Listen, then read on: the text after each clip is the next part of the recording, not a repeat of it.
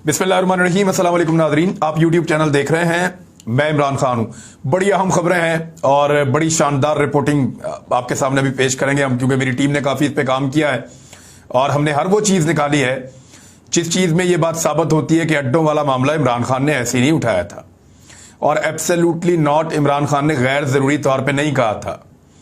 पाक फौज के तर्जुमान ने तो वन लाइनर कहा और यानी उन्होंने साफ कहा कि ना किसी ने अड्डे मांगे और ना हमने दिए। वो मांगते तो फिर पाक फौज भी इनकार करती। लेकिन इमरान खान साहब ने जो एब्सोल्युटली नॉट कहा, उसके पीछे की पूरी कहानी मैं आपके सामने रखूंगा। ये इतना सिंपल नहीं था। जब हमने इसकी तफ्तीश की, तहकीक की, पुराने अखबारात निकाले, पुराने बयानात निकाले, तो फिर हैरत अंगेज चीजें हैं। एक साल में पाकिस्तान में लोग भूल जाते हैं, लेकिन बतौर सहाफी हमारी जिम्मेदारी है कि चीजें सामने ले आए। सबसे पहले मई 2021 की खबरें आपके सामने रखते हैं। अमेरिकी सदर जो बाइडन इंतजामिया ने इस बात का एतराफ किया कि वो अफगानिस्तान के पड़ोस में मुतअद्दिद वस्ती एशियाई ममालिक, सेंट्रल एशिया के जो ममालिक हैं, उनसे अपने फौजी तैनात करने के लिए बातचीत कर रही है। जो बाइडन ने खुद कहा, उनकी इंतजामिया ने, ताकि अफगान सरजमीन दोबारा अलकायदा जैसे दहशतगर्द ग्रुपों का अड्डा ना बन सके। तो वो जमीन मांग रहे हैं आसपास के ममालिक से। पेंटागन ओहदेदार ने भी बयान दिया कि पाकिस्तान ने अमरीकी फौज को उसकी जमीनी व फिजाई हदूद इस्तेमाल करने की इजाजत दे दी है ताकि वो अफगानिस्तान में अपनी मौजूदगी यकीनी बना सके। मजीद यह कि इंडो पैसिफिक अमूर के असिस्टेंट सेक्रेटरी बराए दिफा डेविड एफ हेल्वी, इनका चेहरा भी देख लें, इन्होंने अमरीकी सेनेट की फौज से मुतालिक कमेटी में कहा कि पाकिस्तान ने अमरीकी अफवाज को अपनी सरजमीन पर इस्तेमाल करने की इजाजत दी है ताकि अमरीकी इनखला के बाद भी अफगानिस्तान में अपनी मौजूदगी कायम रख सकें। ये अमरीकी असिस्टेंट सेक्रेटरी बराए दिफा हैं डेविड एफ हेल्वी। इन्होंने सेनेट के अंदर यह स्टेटमेंट दिया था कि पाकिस्तान ने इजाजत दे दी है जनाब कि वहां पे हम अपनी मौजूदगी कायम रख सके, पाकिस्तान के अंदर अड्डे बना के और अफगानिस्तान के अंदर अपनी मौजूदगी कायम रख सकें इनखला के बावजूद। अफगान मीडिया में भी इस किस्म की मुख्तलिफ रिपोर्टें शाया होती रही, जिसमें दावा किया जाता रहा कि अमेरिका पाकिस्तान के कबायली जिला कुरम में और पाकिस्तान अफगान सरहद के करीब शलोजान और तरमैंगल के इलाकों में फौजी अड्डे बना रहा है। अफगानिस्तान की न्यूज एजेंसी और काबिल न्यूज ने अपनी रिपोर्ट्स में कहा कि अमेरिका ने पाड़ा चनार में फौजी अड्डा बनाना शुरू कर दिया है। अच्छा, जब ये खबरें आई ना अफगानिस्तान के अखबारात में, उनकी न्यूज एजेंसीज ने इनको शाया किया, तो फौरी तौर पे पाकिस्तान में एक भूचाल मच गया था। उस दौर में अपोजिशन के एक नहीं 101 बयानात हैं, जिनमें फजलुर रहमान साहब, उनकी पार्टी के बहुत सारे लोग, जिनमें PMLN उनकी पार्टी के बहुत सारे लोग, जिनमें ANP, जिनमें बेशुमार पॉलिटिकल पार्टीज, वो लगातार ये कहती रही कि अमेरिका को अड्डे तो दे दिए आपने और जवाब दें। अफगान मीडिया इसको लिख रहा है, बहुत सारे सहाफी और दानिश्वर इसके ऊपर आवाज उठाते रहे। सलीम साफी का एक बड़ा मारूफ इंटरव्यू भी है, उसका क्लिप आजकल बहुत गर्दिश कर रहा है, जहां सलीम साफी ने यह दावा किया कि अमेरिका ने पाकिस्तान से अड्डे मांग लिए हैं। हालांकि अभी वही दोबारा कह रहे हैं कि अमेरिका ने कब अड्डे मांगे थे। कल से अब तक यही रोला डाल रहे हैं ISPR की प्रेस कॉन्फ्रेंस के बाद से लेकर अब तक। लेकिन सलीम साफी का अपना बयान है कि अमेरिका ने अड्डे मांगे हैं। उसके बाद पाकिस्तान तरदीद करता है।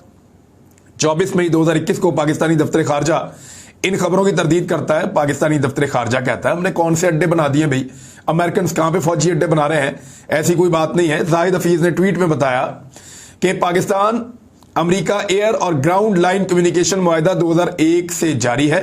उसके तहत अमेरिका जब तक इनखला नहीं करता उस वक्त तक अमेरिकी अफवाज जमीनी और फिजाई रास्ता इस्तेमाल कर सकती हैं, लेकिन इसका मतलब अड्डे फराहम करना नहीं है।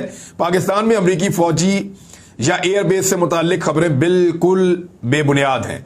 कोई फौजी अड्डा नहीं बन रहा, कोई एयरबेस नहीं बन रही, ये पाकिस्तान ने बता दिया था साबिक वज़ीर। लेकिन इसके बावजूद रोला पड़ गया। अपोजिशन ने बहुत रोला डाला, बहुत शोर मचाया। उन्होंने कहा जी फ्लोर ऑफ द हाउस, यानी यहां पे आए पार्लियामेंट में खड़े होकर इसका जवाब दें और बताएं हमें कि अड्डे दिए या नहीं दिए, इसको क्लियर करें आके।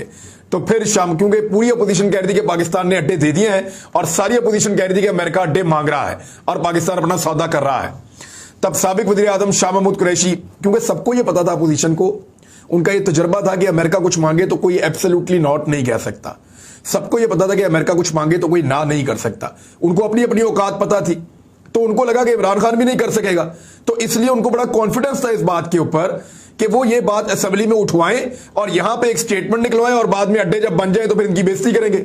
लेकिन हुआ क्या, शाह महमूद कुरैशी साहब ने कहा कि यहां कुछ दोस्तों ने आवाज उठाई है और मीडिया में कयास आराइयां हुई हैं कि यहां कोई अड्डे बन रहे हैं, माजी को भूल जाएं, कोई अड्डा नहीं बनेगा।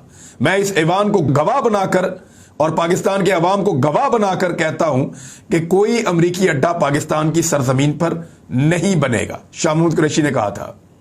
11 मई को इस्लामाबाद में अपनी प्रेस कॉन्फ्रेंस में शाह महमूद कुरैशी ने एक और बात भी की थी।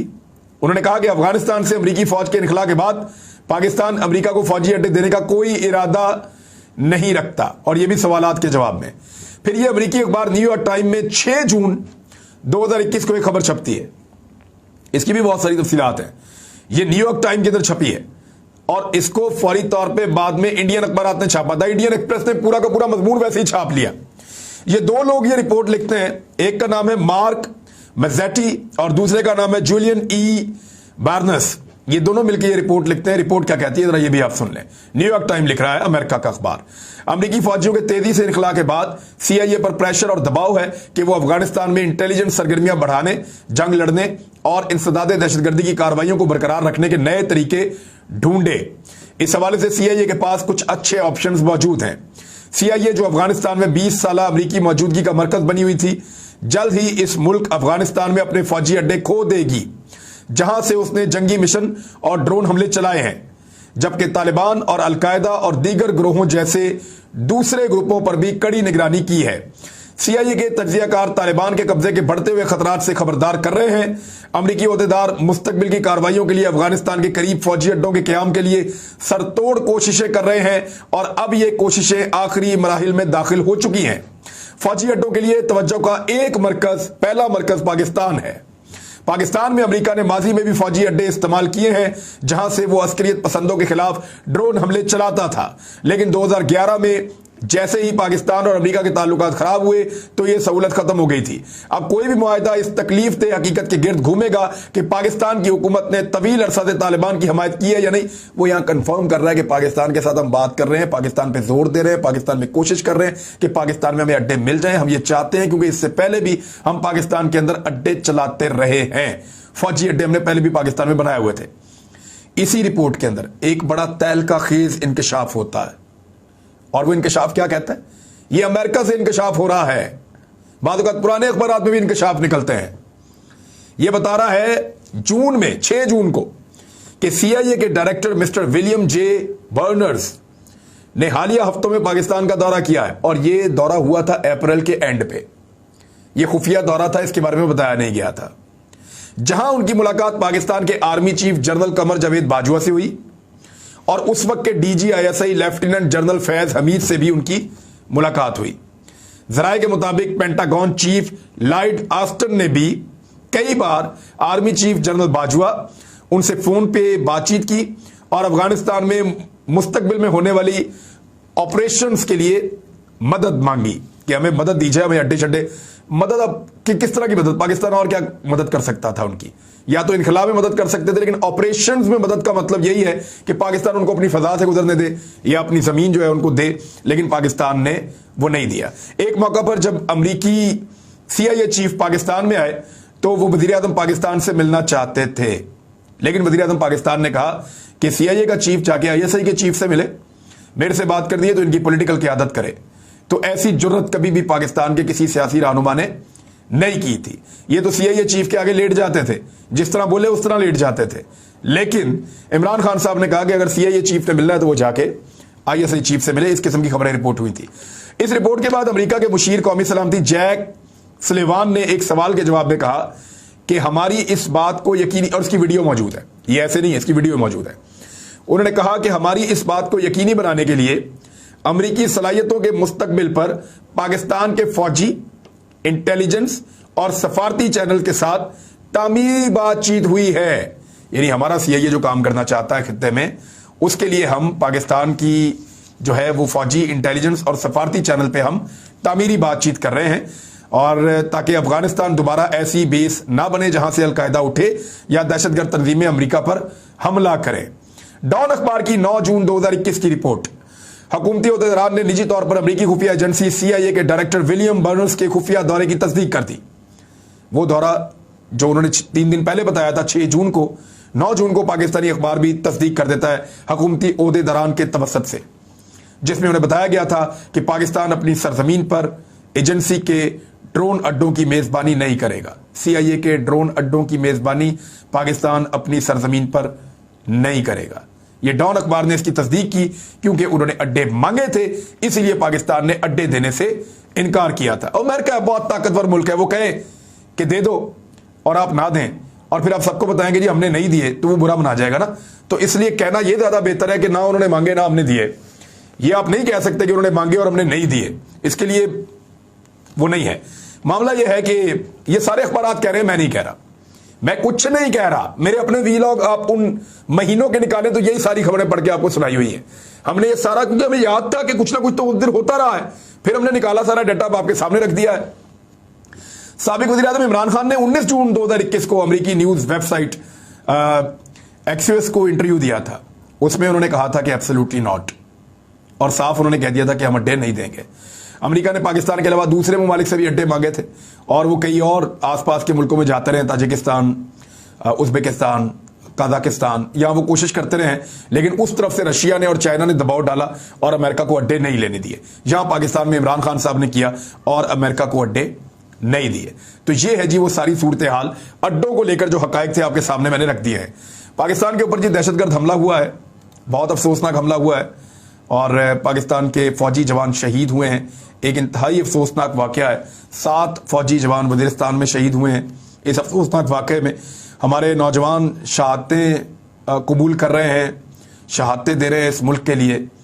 और दूसरी जानिब पाकिस्तान के अंदर, उसी मुल्क के अंदर जो है वो एक अफरा तफरी फैली हुई है, पॉलिटिकल अफरा तफरी। मेरे ख्याल में अगर इलेक्शन करवाए जाएं तो हम जल्द इस सूरत हाल से निकल सकते हैं, लेकिन इसका फैसला पाकिस्तान के मुक़्तदर हल्कों ने या ताकतवर लोगों ने करना है।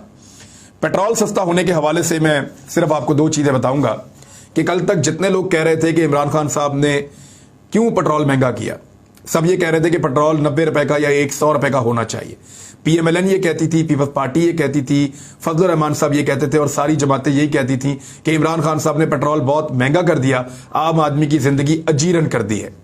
लेकिन इस वक्त शाहिद खाकान अब्बासी साहब के 2 स्टेटमेंट आपके सामने रखूंगा सिर्फ, जिसमें से एक में उन्होंने कहा कि हुकूमत पेट्रोल पर फी लीटर 51 रुपए अपनी जेब से डाल रही है। तो देखें कितना बड़ा इमरान खान साहब का इस कौम के ऊपर रिलीफ था जिसको ये तस्लीम नहीं कर रहे थे। तो हुकूमत में आने की वजह से इनको ये तस्लीम करना पड़ा है। कम से कम कौम को सच तो इन्होंने बोल दिया कि इमरान खान साहब ने अवाम की मदद के लिए 51 रुपए हुकूमत की जेब से डालने का फैसला किया था। अगर ये अपोजिशन में रहते तो कभी ना मानते, और आज ये मान रहे हैं कि इमरान खान साहब ने पब्लिक को कितना बड़ा रिलीफ दिया था। एक और बात भी मानी है, शाहिद खाकान अब्बासी साहब का स्टेटमेंट है जिसमें उन्होंने कहा कि दुनिया भर में पाकिस्तान जितना सस्ता पेट्रोल कोई भी नहीं बेच रहा। जब इमरान खान ये कहता था कि हमारा पेट्रोल सबसे सस्ता है तो ये सब उसका मजाक उड़ाते थे, लेकिन आज ये खुद ये कहने पर मजबूर हैं, यानी हर वो चपेड़ जो इन्होंने किसी और को मारनी थी अपने मुंह पे मार रहे हैं। हर वो घड़ा जो इन्होंने इमरान खान साहब के लिए खोदा था ये उस पर खुद गिर रहे हैं। कैसी इनकी बदकिस्मती है, इक्तदार का मजा भी नहीं आ रहा और इक्तदार के झटके भी लग रहे हैं और इनको हर जो गंद है वो इनके मुंह के ऊपर आकर गिर रहा है। यानी खुद अपने मुंह से कहा कि 51 रुपए अपनी जेब से डाल के इमरान खान लोगों को रिलीफ दे रहा था, यानी हुकूमत की जेब से डाल के पब्लिक को रिलीफ देने के लिए। और दुनिया भर में कोई इतना सस्ता पेट्रोल नहीं बेच रहा जितना सस्ता इमरान खान बेच रहा था। दूसरी जानिब FIA के अंदर और नैब के अंदर धड़ाधड़ तबादले और तब्दीलियां शुरू हो गई हैं और वो तमाम ऑफिसर्स और वो तमाम लोग हटाए जा रहे हैं जो शरीफ खानदान के और जो पॉलिटिकल लोग हैं उनके जो केसेस हैंडल कर रहे थे, ताकि जल्द अज जल्द आने वाले अगले 1-1.5 महीने के अंदर ये केसेस का वो हायल करें, ये फाइलें इस तरीके से गायब करें ताकि केसेस का नामो निशान बाकी ना रहे। तो अब ये काम किया जा रहा है फौरी तौर पे। FIA और नैब के अंदर तकर्रुर और तबादले हो रहे हैं। नवाज शरीफ साहब का जो पासपोर्ट डिप्लोमेटिक उनको देने का फैसला किया गया है, इसके ऊपर पाकिस्तान तहरीक इंसाफ के वकील हैं नईम साहब, वो अदालत में चले गए, नईम हैदर, और उन्होंने कहा कि एक आदमी अदालत का मुजरिम है और इश्तेहारी है और मफरूर है। जब कोई वजीर आज़म होता है तो उसके पास डिप्लोमेटिक पासपोर्ट होता है, लेकिन सरकारी ओहदेदारों के पास जो डिप्लोमेटिक पासपोर्ट होता है, अगर वो अपने ओहदे से हट जाएं तो 30 दिन के अंदर उनको वापस करना होता है और फिर वो नॉर्मल पासपोर्ट पे नॉर्मली शिफ्ट हो जाते हैं। लेकिन अगर नवाज शरीफ साहब के पास ये पासपोर्ट था तो जब किसी को करप्शन के अंदर सजा हो जाए, जब किसी को निकाल दिया जाए, ना अहल कर दिया जाए, तो फिर उससे उसके एजाजात वापस ले लिए जाते हैं। तो नवाज शरीफ साहब जो है वो एक आम आदमी है, एक मुजरिम है, एक इश्तिहारी है, एक मफरूर है। तो उन्हें कैसे डिप्लोमेटिक पासपोर्ट जो है वो मुहैया किया जा सकता है? इन्होंने इस केस के अंदर, ये पीर वाले दिन के लिए गालिबन लग गया है केस अदालत में, पीर वाले दिन अब अदालत इस मामले को सुनेगी। अब इसमें जो है वो पासपोर्ट रूल्स 2021 और वियना कन्वेंशन 1961 इन दोनों का हवाला दिया गया है और पीर वाले दिन इसको सुना जाएगा। एक और जो बहुत बड़ी खबर है वो आपके सामने रख देता हूं कि फॉरेन फंडिंग केस में इमरान खान साहब को ब्लैकमेल किया जा रहा है। इमरान खान साहब की पार्टी को फंसाया जा रहा है फॉरेन फंडिंग केस में और उनको फॉरेन फंडिंग केस में उड़ा दिया जाएगा, ये उनको बता दिया गया है। इमरान खान साहब को यह कहा गया है कि अगर उन्होंने अपनी इस मुहिम जोई को कम ना किया और अगर वो अपनी अपोजिशन की सियासत को नीचे ना लेकर गए, और उनको ये पैगामात दिए जा रहे हैं कि अगर आपने इस मामले को मजीद तूल दिया और पाकिस्तान में अपने एहतजाज को बहुत तेजी से बढ़ाया तो ऐसी सूरत में फॉरेन फंडिंग केस के ऊपर फौरी तौर पे आपके खिलाफ फैसला आएगा। अब मैं ये नहीं कह रहा कि अदालतें मिली हुई या ये वो, लेकिन मैं ये बता रहा हूं कि पैगाम जो पहुंचा है वो सिर्फ मैं आपको बता रहा हूं मुबैना तौर पे। पैगाम यह है कि फॉरेन फंडिंग केस में इमरान खान साहब को फारिग कर दिया जाएगा। हालांकि फॉरेन फंडिंग केस एक ऐसा केस है जहां पाकिस्तान तहरीक इंसाफ की कुछ छोटी मोटी कहीं क्लैरिकल मिस्टेक्स या इस किस्म की चीजें तो हैं, लेकिन आप इस पार्टी को फारिग नहीं कर सकते।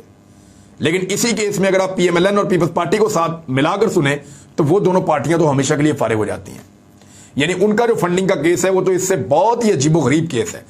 तो यहां फैसला किया गया कि रोजाना की बुनियाद पर पीटीआई का फॉरेन फंडिंग का केस सुना जाए और पीटीआई को जो है फारिग कर दिया जाए ताकि अगले इलेक्शन में ये एक हकीकत के तौर पे मौजूद ना हो और इनको अपनी पड़ जाए। लेकिन मुझे नहीं लगता कि इसके चक्कर में पड़ेगी पाकिस्तान तहरीक इंसाफ। उन्होंने अब अपना मकसद बड़ा कर दिया है। उन्होंने कहा जी पाकिस्तान के झंडे लेकर आओ, पीटीआई के झंडे ना लाओ। वो इसको एक नेक्स्ट लेवल पे ले गए हैं। अब इस बात से फर्क नहीं पड़ता कि एक पार्टी इलेक्शन कमीशन में रजिस्टर्ड है या नहीं है, वो मामला कहीं और ले गए। अब तक के लिए इतना ही। अपना ख्याल रखिएगा, अपने इस चैनल का भी। अल्लाह हाफिज।